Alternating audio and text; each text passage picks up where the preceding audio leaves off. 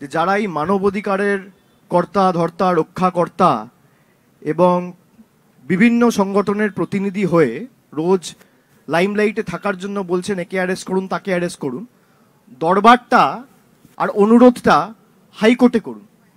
High court যদি রাজ্য প্রশাসনের হাত বেঁধে দেয় তাহলে আপনি অ্যারেস্ট করবেন কোত্থেকে? ইডির অ্যাপিল অনুযায়ী কলকাতা হাইকোর্টের প্রধান বিচারপতির বেঞ্চ সেই স্টে মঞ্জুর করে। স্টে মানে ইনভেস্টিগেশন হবে না, স্টে মানে কাউকে অ্যারেস্ট করা যাবে না, স্টে মানে কাউকে নোটিশ পাঠিয়ে ডাকা যাবে না। এটা কে করেছে? মমতা বন্দ্যোপাধ্যায়। এটা করেছে হাইকোর্টের বিচারপতি। হাইকোর্ট যদি বিচার ব্যবস্থা যদি রাজ্য পুলিশ প্রশাসনের হাত পা বেঁধে দেয়, এফআইআর স্থগিত করে দেয়, তাহলে পুলিশ অ্যারেস্ট করবে কোত্থেকে? আর যারা বলছে শেখ শাহজাহানকে তৃণমূল কংগ্রেস গার্ড করছে, আরে তৃণমূল কংগ্রেস এমন একটা দল যে পার্থ চট্টোপাধ্যায় জ্যোতিপ্রিয় মল্লিককে রেয়াত করেনি। কে শেখ শাহজাহান?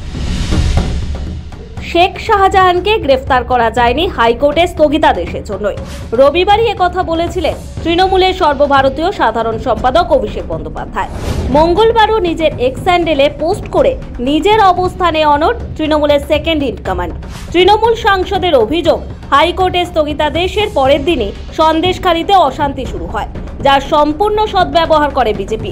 পেরিয়েছে 54 দিন, এখনও অধরা শেখ শাহজাহান। তার গ্রেফতারির দাবিতে ফুঁসছে সন্দেশখালীর মহিলা সহ সকলে।